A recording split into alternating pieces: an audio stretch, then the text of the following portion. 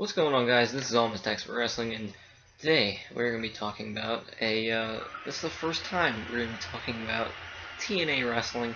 We're going to be talking about, as you've seen the title, what would happen if, they go out of business, what TNA wrestlers me and Kyle would like to see in the WWE if they go out of business, and we'll also have a brief discussion on what should happen if they get bought by WWE and what will happen to the product. So let's get to it. Alright, so Kyle, what are your thoughts on this subject? TNA, I don't know if many people have heard the news or not, but it's official. TNA Impact will not be returning to Spike TV. I believe the contract ends in like September or October, one of those months later in the year. But unfortunately, TNA will not be on Spike TV anymore, and they're still negotiating a contract, but it's looking like it keeps going towards that TNA will not be on television no more. I mean, that does open up a bunch of possibilities for TNA. They could potentially just be on the internet like WWE does it, or not, kind of like the network, except it would be live programs on the internet every week, or they could kind of do something a little bit different. They could go to a different network, or they could just like go out of business, like what a lot of people are saying. And with all that said, in TNA has a very, very large roster. I would say, I mean, it's about 30 or 40 guys. They have a good amount on there, so that's pretty much what we're going to talk about here. And we're going to talk about what guys we believe are going to be on the roster. And I'm really not sure. I have a couple of names in my mind, but before I say mine, if TNA would go out of business, do you have any names that you really would want to see in WWE, like right away, or what? Well, I mean, there's a whole possibility for that. I personally don't really watch TNA. I follow it a little bit. I understand the basic stuff. A couple months ago, I tried getting back into it for the first time in a while.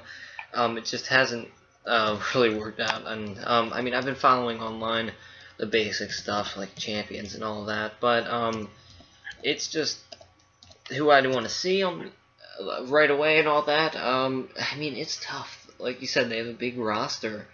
I think that a couple years ago, TNA kind of stole some old WCW wrestlers and all that, trying to make it big. That's another topic for another time.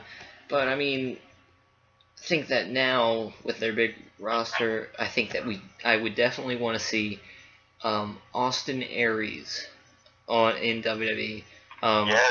He's one of their main guys, if not the main guy.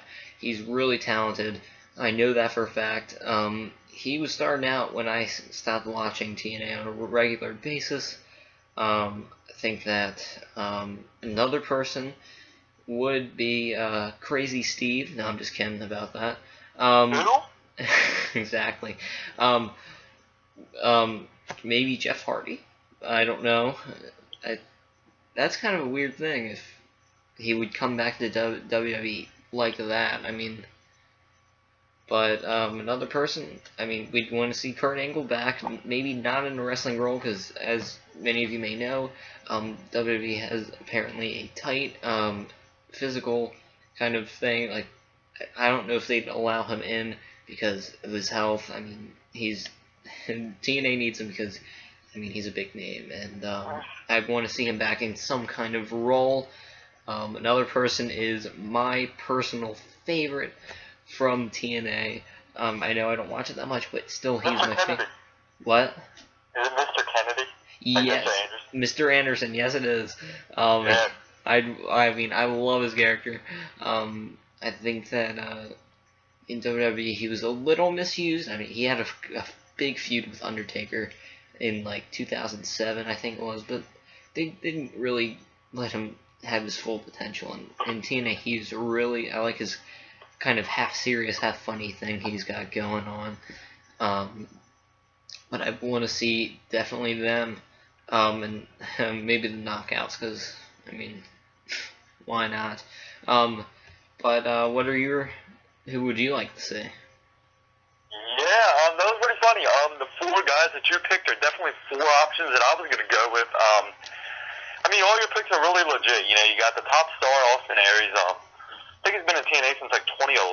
So like I'm a huge fan of Aries. I mean, I haven't really watched so much, but some of the matches that I did see out of him were great. So I really like Austin Aries. You discussed Jeff Hardy for a minute. I don't know if Jeff Hardy will be the will ever come back to WWE. I just feel like he kind of ended his career a couple years ago. Well, like it was like '09 or something.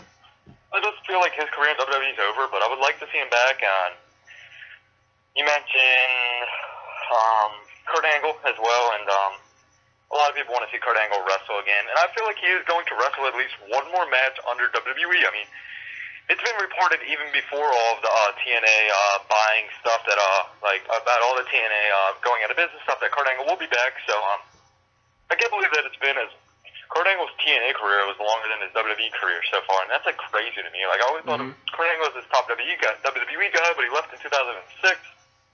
And he never really reached his full potential in WWE. So I feel like one or two more matches with him in WWE. I'd really like to see him feud with like Daniel Bryan or maybe John Cena, Chris Jericho. I'd like to see some of those matches again. So Kurt Angle, definitely. And then Mr. Anderson, I love it. I love him. I was a huge fan of Mr. Anderson back in the day. I actually somewhat remember him. I remember they won the Money in the Bank at like WrestleMania 23, and then he ended up like losing like a month later to Edge. So, like, he really never got the push that he deserved, even though he faced top guys down there like Batista, like Undertaker, like Kane, like Rey Mysterio. I remember he, like, had this huge gimmick going on that he beat, like, 7 world champions in, like, a year. And, like, so, yeah, that's your 4. I really like all 4 of them, but I had a couple of their names that I had on my list as well. One was, hold on, where is he? Bobby Roode. Bobby Roode was one guy. I was thinking that too. He's been around for a while, so definitely Bobby Roode. I was also looking at Eric Young, who won the world title. I like him, and I really don't know much about TNA, like you said. I definitely would not want Bobby Lashley in WWE again. I feel like he's not best for the business. Yeah. I definitely don't want James Storm. I don't want but yeah, there's a couple of guys that are definitely former WWE guys that would work. Yeah, I'm really not seeing any other names on this roster that I would want. Mangus, no. Yeah, pretty much. I mean, Kurt Angle, Mr. Anderson,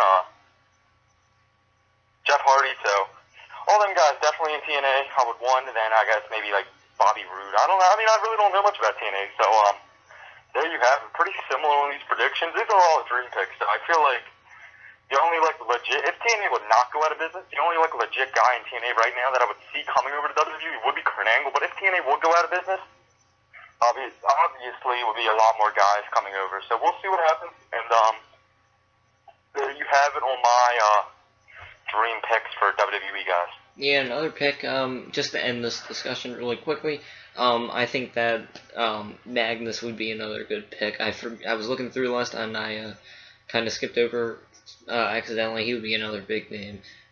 So, I mean, we'll have to see if they do go out of business, who will come over, if they come over, you know, who knows. But if they were to, all those people I would love to see. I agree with your list, too, as well. Eric Young, all those guys. But we'll have to see if they do go out of business. Alright, so, yeah, there we have it about the, dream superstars we would like to be in TNA. We got, like, Kurt Angle, Jeff Hardy, all those guys. But then, I know a lot of people have been discussing about Vince McMahon buying TNA, even though I really don't think it's going to happen, especially with Vince losing, like, $250 million recently, or, like, something like that. He lost a lot of money recently, so I don't see it happening. But, I'm going to switch this over to you real quick. What are your thoughts on if Vince McMahon decides to go crazy and like buy TNA? How do you think that would affect WWE? Well, like you said, I don't know if it would happen. I don't know if it would be best for business. For a business like TNA, who can't get 500 people at their live shows. But anyway, on the side, joking aside, if they were to buy TNA, which I don't see happening really, but if they were to, I have a prediction here of what would happen to the product for TNA Wrestling. And what I would like to see. That's basically the predictions. What I would like to see happen. If WWE bought TNA Wrestling, I would like to see. This sounds crazy at first, but I understand WWE's PG and TNA's TV-14, and WWE's always trying to make all their programming PG. Now, this is what my idea for it is. Back when ECW went out of business, of course, WWE bought them, and then later made it their own show. I don't really want that to happen with TNA. Well, I do and I don't. I don't want it to be under them. I don't want it to be technically WWE. Well, hold on. Let me just backtrack that. I want them to make it, still have it be a show, Impact Wrestling. However, I want it to be like almost like a separate company, but WWE owns it. Like, it's hard to explain. They would be technically WWE owned, but they would not be like. It's really hard to explain. I would love to see that still, and that would help TNA still be TV-14, even though they're trying to make, like I said before, their programming be all PG. I want it to be a separate show that happens to be owned by WWE. That would be best for business, in my opinion, but buying it wouldn't be best for business. But still, if that were to happen, have it be its own show, keep the roster there, maybe have a crossover storyline a little bit, but not too much, have it be their own thing, but still owned by WWE. That would be best for business. So now I'm going to pass it over to Kyle. What do you think? What do you think about this whole situation?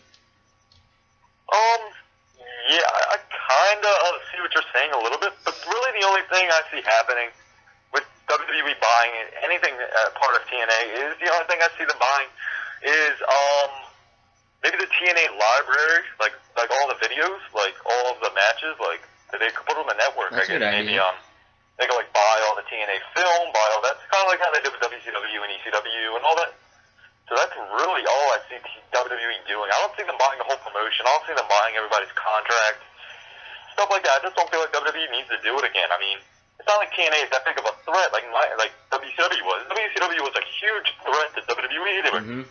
The ratings were the same every week. TNA gets 1.5 million viewers a week, while WWE always gets over 4 mil. So, I mean, and WWE gets like thousands and thousands of people to every show. TNA really barely sells out ever. So, I just don't see buying TNA would be something necessary, but that's the only thing I really see them buying is WWE buying TNA's library of videos and stuff to put on the network. I think that'd be awesome.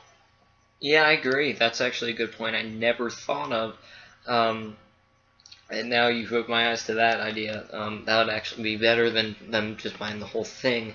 They could just, of course, like you said, just buy the video library, which is, they're trying to get the network to sell. Maybe they can get some TNA hardcore fans to buy, maybe a couple, I don't know. It's just an idea to help get some subscribers. And a lot of people would be joking, oh, who would watch that video library? I think a lot of people actually would. I mean, I understand. I mean, WWE versus TNA is competition, not that bad, not that good, I should say, of competition, but usually WWE fans are open to being kind of TNA fans, but TNA fans seem to never really like WWE. I don't know what it is. I'm guessing that people who are fans of TNA and are hardcore fans of that were probably hardcore fans of WCW. Like, a lot of people have something against WWE for some reason.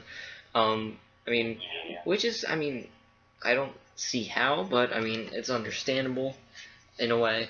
But because it's TV-14 and they want to see a little more extreme action, which I do too, but I'll still watch WWE. But I think that the video library would be a good idea to buy, but not the whole promotion. Alright, that is the video. Our first TNA video has been conquered. And you can follow us here at Almost Expert Wrestling on Twitter at Almost Wrestling. I know we give you the advertisements every video, but hey, a newcomer may be watching. Follow us here at Almost Expert Wrestling on Twitter at Almost Wrestling. We do Raw live tweets, pay-per-view live tweets, occasional main events, and sometimes a rare SmackDown live tweets. So be sure to follow for all that. You can visit our website at almostexpertwrestling.weebly.com. The links for that's in the description. Take it away, Kyle, for your usual advertising. Yes, sir. Yes, sir. Don't forget to follow me on Twitter at Kyle Smith WWE. Kyle Smith WWE. That's what it is. I'll be doing some Raw updates, some main event updates, some SmackDown updates, pay-per-view updates, WWE Superstar updates, Total Diva updates, WWE NXT updates, and whenever Saturday Morning Slam is on, I do them updates too. I'm just kidding, guys. I only do Raw and SmackDown updates, and sometimes It's not even on the air anymore. But yeah, nonetheless, at Kyle Smith WWE for all those cool wrestling tweets and all that stuff. At Kyle Smith WWE. One more time. There you go. And that's all I have to say. And of course, like I said, everything we just advertised is in the description below. Be sure to like, leave a comment, and it only takes us a second to hit that subscribe button and like button. So thanks for watching. Subscribe for more videos just like this. Maybe not TNA wise, but more discussions overall on pro wrestling. So thank you very much for watching. See you all later.